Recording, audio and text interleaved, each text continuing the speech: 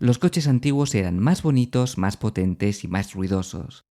Tenían algo especial que los actuales no tienen. Carácter, quizás.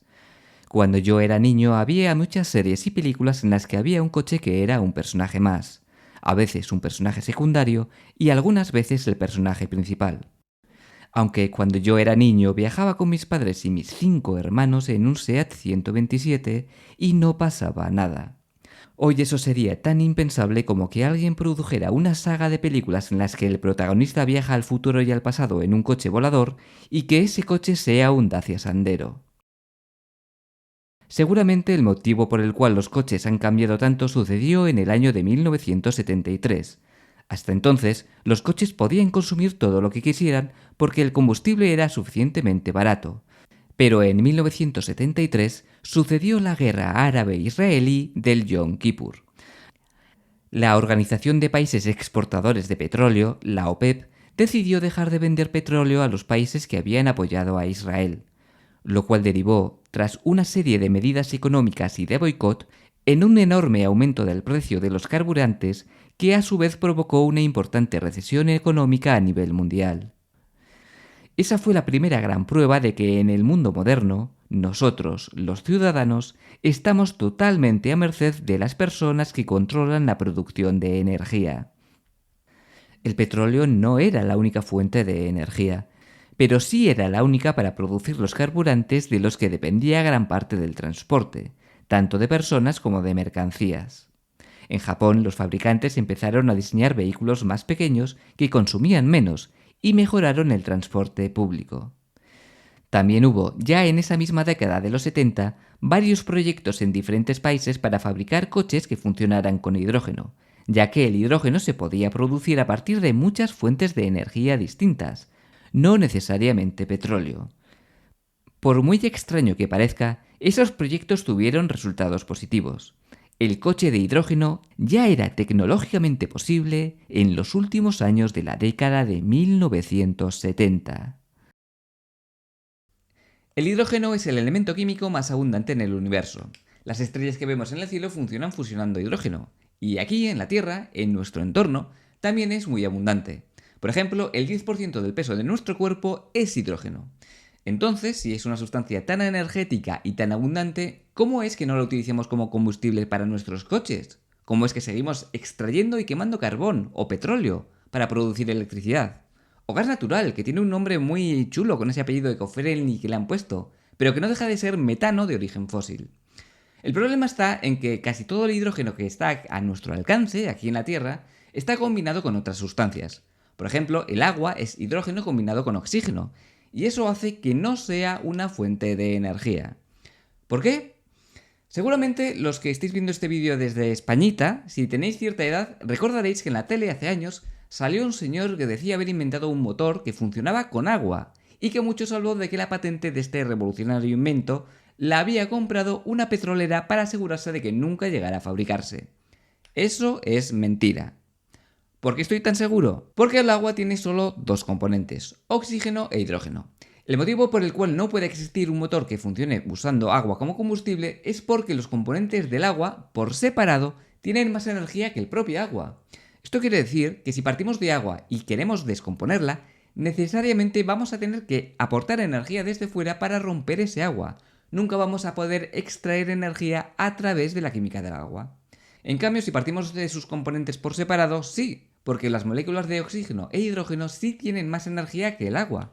Por tanto, si juntamos oxígeno e hidrógeno para producir agua, se va a liberar una cierta cantidad de energía que podremos utilizar para mover un motor térmico o para producir electricidad o lo que queramos.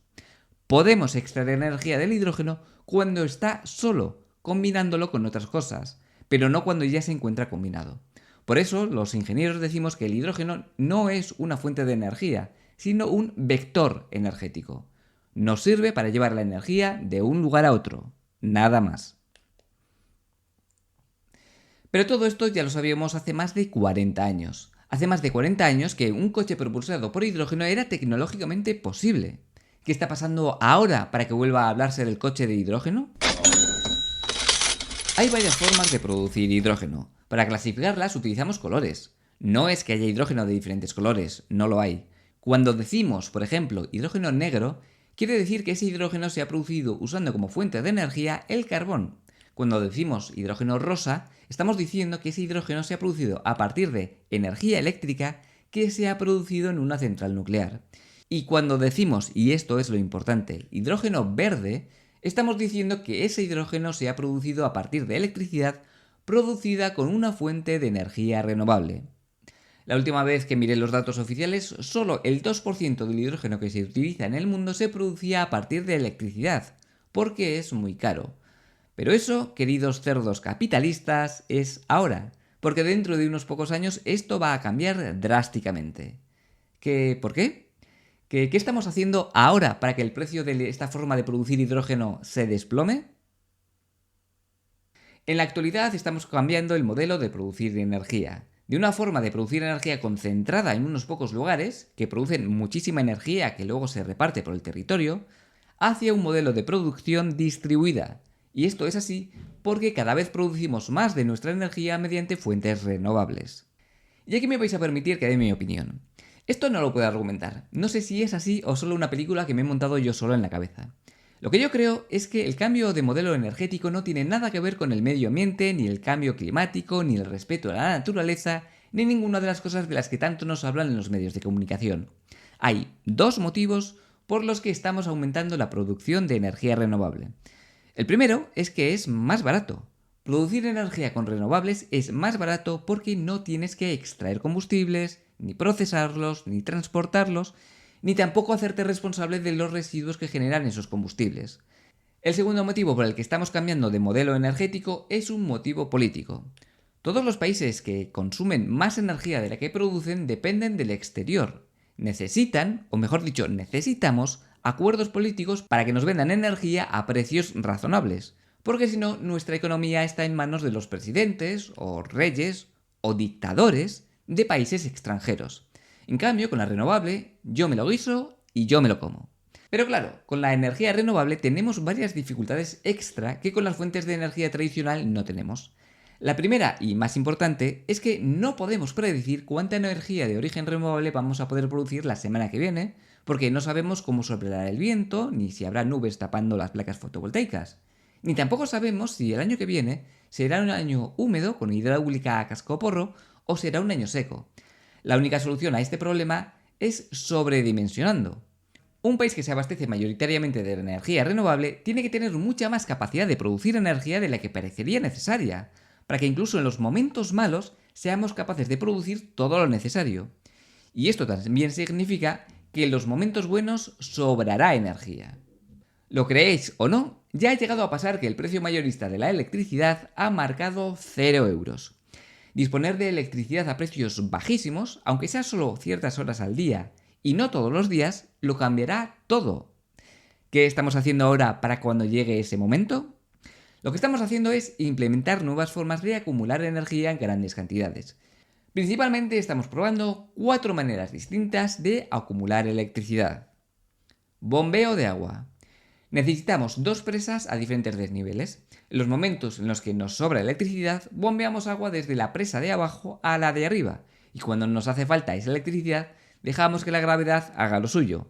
Eso sí, el agua que cae de la presa, de arriba a la de abajo, la hacemos pasar por una turbina que empuje una máquina eléctrica que produce electricidad. Un ejemplo de esta tecnología la podemos ver en la Isla del Hierro, en las Canarias. Otra posibilidad muy parecida a la anterior consiste en utilizar grúas para elevar grandes bloques pesados de material cuando sobre energía y dejarlos caer cuando haga falta. También podemos acumular la energía en baterías. Hace unos pocos años yo estaba convencido de que esto jamás sería una posibilidad real porque sería necesario una enorme cantidad de baterías. Pero gracias a la economía de escala, los precios de las baterías están bajando tanto de precio que ya existen edificios llenos de baterías químicas para esta finalidad. Y si los precios bajan suficiente como para que esto se convierta en una inversión rentable, lo acabaremos viendo por todas partes. Y la última opción, que es la que tiene que ver con el tema de hoy, consiste en utilizar la electricidad sobrante para, mediante la electrólisis, descomponer el agua en hidrógeno y oxígeno. El oxígeno se libera a la atmósfera sin ningún inconveniente y el hidrógeno lo utilizamos como combustible allá donde haga falta. Como digo, esto sale muy caro, pero según aumente más y más la penetración renovable, el precio de la electricidad será cada vez más bajo, especialmente algunas horas al día, y esto hará que el hidrógeno producido de esta manera sea mucho más barato. ¿Llegará a ser tan barato como para que el hidrógeno se convierta en el combustible del futuro? El tiempo dirá. Entonces, ¿ya está? Si gracias a las renovables el precio baja suficiente, ¿los coches del futuro funcionarán con hidrógeno? Personalmente no lo creo. Si no hubiera alternativa lo vería muy probable, pero sí hay alternativa. El coche puramente eléctrico. La cosa está en que un coche propulsado por hidrógeno es un coche eléctrico. La única diferencia entre un coche de hidrógeno y uno eléctrico está en el tamaño de la batería. En un coche eléctrico la batería es muy grande, pesada y sobre todo cara. Pero en realidad, para que funcione un coche, incluso uno potente, no necesitamos una batería grande. Este tipo de baterías son capaces de proporcionar mucha potencia. Así que incluso con una batería más o menos pequeña, podemos alimentar el motor de un coche grande y potente. Pero claro, si hacemos eso, nos va a durar pocos kilómetros. Por eso los coches eléctricos usan baterías tan grandes. ¿Cuál es la alternativa? Pues ponemos una batería pequeña y la acompañamos de un depósito de hidrógeno con una pila de hidrógeno. Una pila de hidrógeno es un componente relativamente complicado que transforma el hidrógeno junto con oxígeno del aire en electricidad más agua. El agua se libera y la electricidad va a la batería eléctrica. Así que en esencia el coche de hidrógeno va a competir con el coche puramente eléctrico. Cuál se implementará en el futuro va a depender de cuál sea mejor, es decir, más barato. Veamos. Consumo de energía. En producir hidrógeno para luego producir electricidad se pierde mucho más energía que en cargar y descargar una batería. Ahí ganan las baterías. Peso. El hidrógeno es el elemento químico más ligero que existe. La cantidad de energía acumulada por unidad de peso es muy superior a la de los combustibles fósiles. Aquí el hidrógeno gana por goleada. Volumen. Como la molécula de hidrógeno es tan ligera, se mueve mucho. Esto hace que al meter hidrógeno gas en un recipiente haga mucha presión. Como la presión que podemos manejar en condiciones de seguridad es limitada, necesitamos tanques muy grandes. Esto no es problema para camiones, barcos o aviones, pero sí para coches. Las motos y cosas más pequeñas directamente las descartamos. Simplicidad. Como un coche de hidrógeno es un coche eléctrico con más tecnología añadida, es más complicado, y cuantos más componentes tenga una máquina, más componentes pueden fallar. Precio. El precio del hidrógeno va a depender del precio de la electricidad, lo mismo que cargar las baterías, así que es difícil saber qué acabará siendo más barato. Probablemente la diferencia esté en qué sea más fácil de fabricar, una pila de hidrógeno o una batería, y esto será resultado de las economías de escala. Habrá que preguntar a un economista, no a un ingeniero. Como yo no tengo bola de cristal, no sé qué acabará pasando, pero si tuviera que apostar, apostaría a que ambas tecnologías van a coexistir. Las baterías me las imagino para el tráfico rodado, incluyendo a camiones, y el hidrógeno para barcos y aviones. ¿Estaré equivocado? El tiempo dirá. Decidme en comentarios qué opináis vosotros.